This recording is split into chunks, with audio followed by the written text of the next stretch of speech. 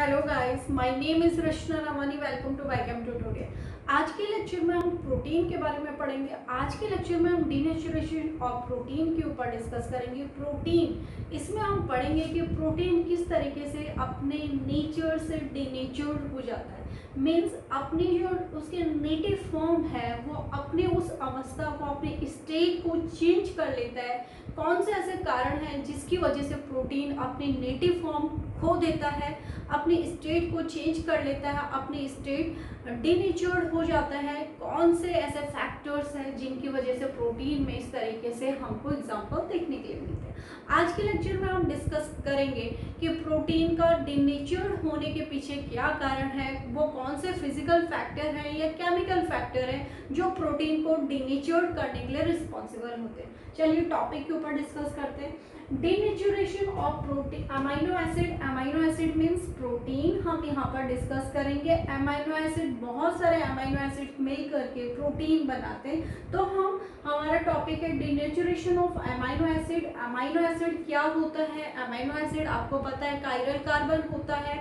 उस chiral carbon में एक तरफ एसिड ग्रुप जुड़ा होता है और दूसरी तरफ अमाइनो ग्रुप होता है। उस कार्बन को हम अल्फा कार्बन कहते हैं। अल्फा, अब इसीलिए हम alpha amino acid and alpha carboxylic acid हम कहते हैं। एक तरफ हाइड्रोजन होता है, दूसरी तरफ आर अल्काइल ग्रुप अटैच्ड होता है साइड चेन में। इस तरीके से हम कायरल कार्बन कहते हैं उसे।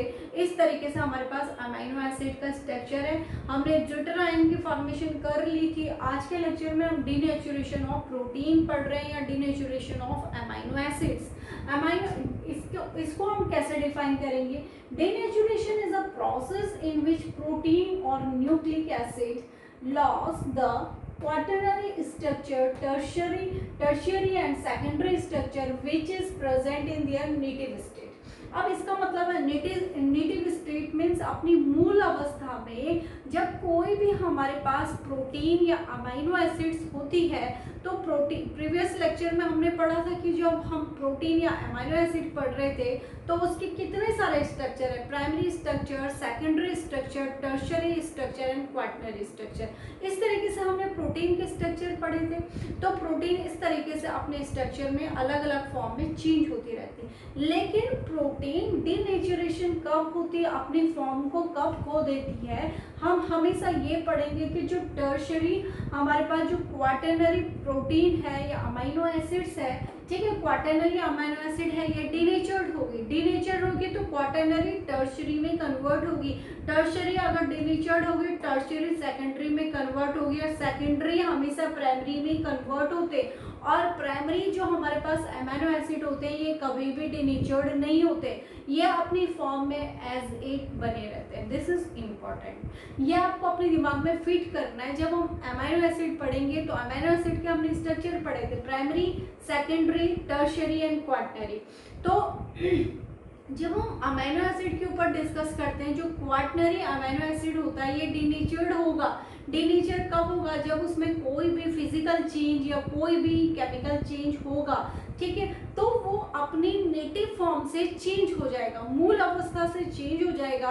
तो क्वाटरनरी हमेशा टर्शियरी में चेंज होगा, टर्शियरी सेकेंडरी में चेंज होगा, सेकेंडरी प्राइमरी में चेंज होगा, ठीक है। तो इस तरीके से उसमें डीनेचुरेशन होता है, अपनी अवस्था को चेंज कर देते हैं, अपनी नेटिव स्टेट को खो देते हैं, तो इसी को हम डीनेचुरेशन कहते हैं, ठीक है। प्रोटीन में या अमाइनो एसिड में डीनेचुरेशन की प्रोसेस होती है क्योंकि वो अपनी स्टेट को चेंज कर लेते हैं। कब? जब उसमें कोई भी हम फिजिकल चेंज या कोई भी केमिकल चेंज करते हैं। फिजिकल चेंज और chemical change, physical change means कोई भी जब उसमें फिजिकल चेंज हो रहा है, मीन्स किसी भी प्रोटीन में या अमाइनो एसिड में हम टेम्परेचर बढ़ा रहे हैं उसका, तो टेम्परेचर बढ़ने पर उसकी स्टेट चेंज हो जाती है, उसकी फॉर्म चेंज हो जाती है, वो डीनेचर्ड हो जाता है। तो इसी को हम डीनेचुरेशन ऑफ प्रोटीन या अमाइनो एसिड कहेंगे। नेक्स्ट, केमिकल चेंज, कोई भी हम एसिड की रिएक्शन उसके साथ करा रहे हैं या बेस की रिएक्शन, बेस का कंसंट्रेशन बढ़ा रहे हैं या हम पीएच बहुत ज़्यादा बढ़ा दे रहे हैं, पीएच का लेवल इंक्रीज कर दे रहे हैं, तब भी अमीनो एसिड अपनी जो उसकी अवस्था है उसको वो खो देती है, चेंज कर देती है। लेकिन प्राइमरी स्ट्रक्चर प्रोटीन का कभी भी डीनेचर्ड नहीं होता है। अब देखिएगा ये क्वाटरनरी स्ट्रक्चर टर्शरी में कन्वर्ट हो जाएगा, टर्शरी सेकेंडरी में कन्वर्ट होगा, सेकेंडरी प्राइमरी में कन्वर्ट होगा, प्राइमरी कभी भी डिनेचर्ड नहीं होते। ठीक है, तो प्रोटीन का डिनेचुरेशन प्रोसेस को समझाने के लिए हमारे पास कुछ चेंजेस होते हैं, ठीक है, प्रोटीन में या अमीनो एसिड में, जिसकी वजह से वो डिनेचर्ड हो जाते हैं। वो चेंजेस क्या होते हैं, या तो हम टेम्परेचर अप्लाई करते हैं तब वो अपनी अवस्था को खो देता है, डिनेचर्ड हो जाता है, या तो हम केमिकल ट्रीटमेंट करते हैं। अब केमिकल ट्रीटमेंट में एसिड भी हो सकता है, बेस भी हो सकता है, पीएच का कंसंट्रेशन हमने बढ़ा दिया, वो हो सकता है, इनऑर्गेनिक सॉल्ट्स हो सकते हैं, उनकी वजह से भी ये डिनेचर्ड हो जाते हैं। तो देखिएगा, फिजिकल चेंज में टेम्परेचर आता है, टेम्परेचर इंक्रीज करेंगे तो प्रोटीन डिनेचर्ड या अमीनो एसिड डिनेचर्ड हो जाएगी। केमिकल चेंज करेंगे, केमिकल चेंज में पीएच आता है, तो पीएच के लेवल को या पीएच हम बढ़ाएंगे तो प्रोटीन या अमीनो एसिड डिनेचर्ड हो जाती है। सॉल्ट, बेस एंड एसिड, इसके साथ साथ अल्कोहल और क्लोरोफॉर्म का भी अगर हम यूज करते हैं तो प्रोटीन डिनेचर्ड हो जाती है।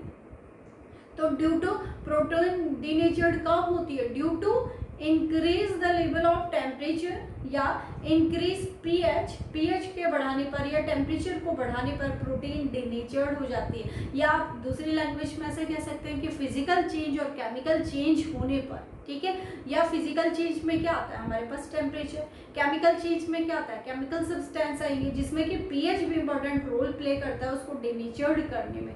नेक्स्ट है प्रोटीन के ये स्ट्रक्चर है, primary, secondary, tertiary, quaternary protein structure को शो करता है। हमेशा क्वाटरनरी, जब वो डिनेचर्ड होगा, क्वाटरनरी फॉर्म उसकी चेंज हो जाएगी, जो कि हेलिकल स्ट्रक्चर होता है। जो सेकेंडरी हम पढ़ते हैं, प्राइमरी प्रोटीन क्या होती है, प्राइमरी प्रोटीन हमेशा थ्रेड लाइक स्ट्रक्चर होती है, ठीक है, जैसे हमारे हेयर्स होते हैं थ्रेड लाइक स्ट्रक्चर होते हैं, जिनको क्या हम फाइबर कहते हैं। सेकेंडरी प्रोटीन क्या होती है, सेकेंडरी प्रोटीन इस तरीके से हेलिक्स बनाती है, हेलिकल लाइक, ठीक है, तो ये फाइबर आपस में कोवाइल्ड हो जाते हैं, तो ये सेकेंडरी स्ट्रक्चर है। अब टर्शियरी स्ट्रक्चर, ये कोवाइल्ड और ज्यादा कोवाइल्ड हो जाते हैं आपस में इस तरीके से, तो ये टर्शियरी है।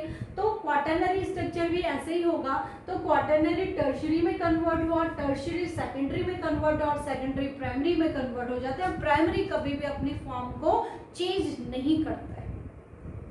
नेक्स्ट है प्रोटीन का डिनेचुरेशन, ये हम एक्सप्लेन कर चुके हैं। प्रोटीन प्रीवियस लेक्चर में भी हमने पढ़ा था कि प्रोटीन, ग्लोबुलर प्रोटीन जो होता है, ग्लोबुलर मीन वो प्रोटीन, एक तो होती है आपके पास फाइब्रस प्रोटीन जो कि फाइबर मीन्स थ्रेड लाइक रेशे होते हैं, हम फाइब्रस फ्रूट खाते हैं, हम फाइब्रस वेजिटेबल्स खाते हैं जो रेशे होते हैं, और रेशे हमेशा ऐसे होते हैं, इस तरीके से होते हैं। हमारे हेयर में भी क्या होता है, इस तरीके से हमारे बाल होते हैं, हेयर्स होते हैं, इनमें भी प्रोटीन पाई जाती है, जो कि हमने अभी हम लेक्चर में डिस्कस करेंगे।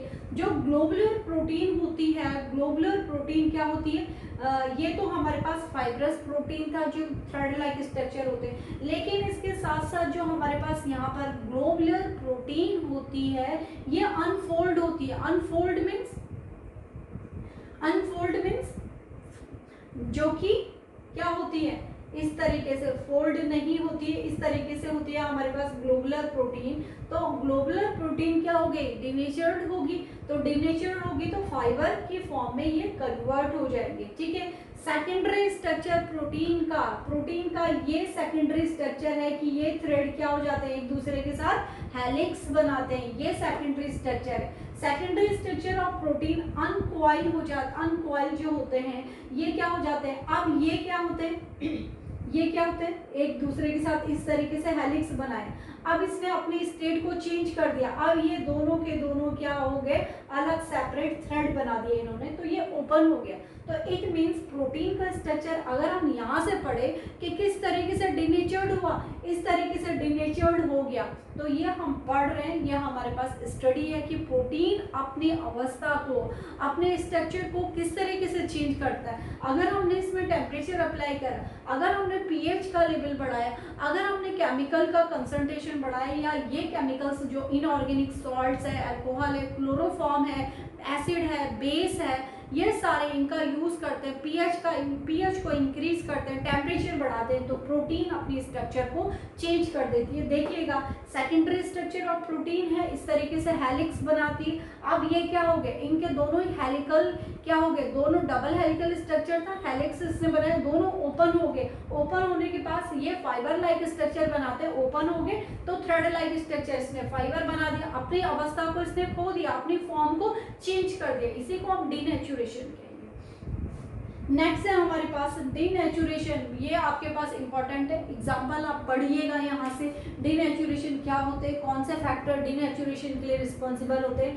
पीएच और टेम्परेचर सबसे इंपॉर्टेंट फैक्टर है जो डीनेचुरेशन के लिए इंपॉर्टेंट होता है। डीनेचुरेशन में प्राइमरी प्रोटीन अपने स्ट्रक्चर को कभी भी चेंज नहीं करता, क्वाटरनरी, टर्शियरी, सेकेंडरी में चेंज हो जाते हैं, इस तरीके से हम पढ़ते। सबसे इंपॉर्टेंट इस टॉपिक में डीनेचुरेशन ऑफ प्रोटीन के या अमीनो एसिड के एग्जांपल, फर्स्ट है हमारे पास coagulation of egg, coagulation of blood भी आप लिख सकते हो, कर्डनिंग ऑफ मिल्क, ये सेकंड एग्जांपल है, ये दोनों के दोनों आपके पास इंपॉर्टेंट है। कोगुलेशन ऑफ एग, एग का जमना। अब आप एग की स्टडी आप सबने करी है, एग आपने खा रखा है, ठीक है, तो एग आप खाते हैं, एग में क्या होता है, एग में प्रोटीन होती है, एग एल्ब्यूमिन उसको कहते हैं, और बीच में जो येलोइश पार्ट होते हैं उसको यॉक कहते हैं, ठीक है। अगर हम आप एग को कच्चा भी खाते हैं, उसको फ्राई करके, या उसकी एग को आप क्या करते हो, एग के आप ऑमलेट बनाकर आप खाते हो, लेकिन आप बॉइल्ड एग भी खाते हो, तो दोनों ही फॉर्म में, दोनों ही अगर जो आप एग को यूज करते हैं खाने के लिए, तो दोनों ही जब आप फॉर्म में एग को यूज करते हैं एज अ ऑमलेट और एज अ बॉइल्ड एग जब आप खाते हैं, दोनों में स्टेट चेंज होती है, ठीक है। ये आपके समझने के लिए इंपॉर्टेंट है, आपको जल्दी समझ में आएगा। तो एग में क्या होता है, प्रोटीन, ठीक है, कौन सी प्रोटीन, एग एल्ब्यूमिन प्रोटीन उसमें होती है। जब एग में कोगुलेशन, एग कोगुलेट कब होता है, एग के अंदर क्या है, प्रोटीन, प्रोटीन क्या हो गई, कोगुलेट हो गई। कब कोगुलेट हो गई, एग को बॉईल करने के लिए हम टेम्परेचर, कुकर में आप एग को डालते हो और टेम्परेचर पानी के अंदर टेम्परेचर अराइज करते हो, तो एग को कोगुलेट होने के लिए भी हम क्या करते हैं, टेम्परेचर अप्लाई करते हैं। जब हम उसके टेम्परेचर को अप्लाई करते हैं, टेम्परेचर उसमें डालते हैं, वो गर्म होता है, वो हीट होता है, तो अपनी जो उसकी पहली वाली स्टेट है वो चेंज हो जाती है। एग अब क्या हो गया, कोगुलेट हो गया, जम गया, तो उसकी जो स्ट्रक्चर है, उसकी जो फॉर्म है वो चेंज हो गई, इसी को हम कोगुलेशन ऑफ एग और डीनेचुरेशन ऑफ प्रोटीन का एग्जांपल हम यहाँ पर करते हैं, ठीक है। नेक्स्ट एग्जांपल है curdling of milk. Curdling of milk, curdling of milk में क्या होता है, मिल्क से कर्ड को बनाने के लिए हमारे पास, आपने बचपन से ही पढ़ा है कि कुछ बैक्टीरिया रिस्पॉन्सिबल होते हैं, उन बैक्टीरिया को हम लैक्टोबैसिलस कहते हैं। लेकिन कर्डनिंग ऑफ मिल्क के लिए भी स्पेसिफिक टेम्परेचर होना चाहिए। जब आप देखते हो समर सीजन में आपकी दही बहुत जल्दी जम जाती है क्योंकि टेम्परेचर हाई रहता है, और विंटर सीजन में आपकी दही इतनी जल्दी नहीं जमती है क्योंकि टेम्परेचर उस समय इतना हाई नहीं होता है। तो temperature is the main factor, ठीक है। कर्डनिंग ऑफ मिल्क से कर्ड को बनने की जो प्रोसेस होती है उसमें भी प्रोटीन आपके पास अपनी फॉर्म को चेंज कर देती है। कर्डनिंग ऑफ मिल्क, मिल्क पहले कैसा था, लिक्विड फॉर्म में, अब क्या हो गया, सॉलिड फॉर्म में आ गया। सॉलिड फॉर्म में नहीं आया लेकिन वो कोगुलेट हो गया, जम गया, ठीक है। तो इसके लिए आपने बचपन से पढ़ा है कि आपकी मदर मिल्क में क्या डालती है, थोड़ा सा इनोकुलम डालती है, 1 चम्मच इनोकुलम डाल देती है आपके मिल्क के अकॉर्डिंग, ठीक है। इनोकुलम मीन्स जिसको आप जामन कहते हैं, ठीक है, तो वो मिल्क में डाल देते हैं। लेकिन स्पेसिफिक टेम्परेचर रिस्पॉन्सिबल होता है मिल्क को जमाने के लिए, मीन्स दूध से दही जमने के लिए। तो इसमें भी क्या होता है, प्रोटीन अपनी स्ट्रक्चर को चेंज कर दिया, प्रोटीन ने अपनी स्ट्रक्चर को चेंज कर दिया। पहले वो मिल्क था, अब मिल्क क्या हो गया, कोगुलेट हो गया, वो कर्ड में कन्वर्ट हो गया। तो ये दोनों के दोनों। और थर्ड एग्जांपल आपके पास कोगुलेशन ऑफ ब्लड। तो हमारे ह्यूमन ब्लड में भी क्या होती है, प्रोटीन होती है। तो प्रोटीन भी क्या हो गए, ब्लड कब जमता है, हमने कहा कि फाइबर क्या होते हैं, तो ब्लड में भी फाइबर्स होते हैं, तो वो फाइबर क्या होते हैं, कोगुलेट हो जाते हैं। तो इस तरीके से हम third example coagulation of blood पढ़ते हैं, समझ में आ गया। तो ये हमारे पास coagulation of egg and coagulation coagulation of milk, ये दोनों ही एग्जांपल हमारे पास डिनेचुरेशन ऑफ अमीनो एसिड या प्रोटीन के एग्जांपल को शो करते हैं। आज के लेक्चर में हमने डिनेचुरेशन पढ़ा, अमीनो एसिड या प्रोटीन किस तरीके से डिनेचर्ड हो जाती है, अपनी अवस्था को खो देती है, चेंज कर देती है due to presence of specific pH या टेम्परेचर। आई थिंक कि स्टूडेंट आपको ये लेक्चर समझ में आएगा, तो प्लीज़ अपने फ्रेंड के साथ वीडियो शेयर कीजिएगा, चैनल को ज़्यादा से ज़्यादा लाइक एंड सब्सक्राइब कीजिएगा। Thank you for watching.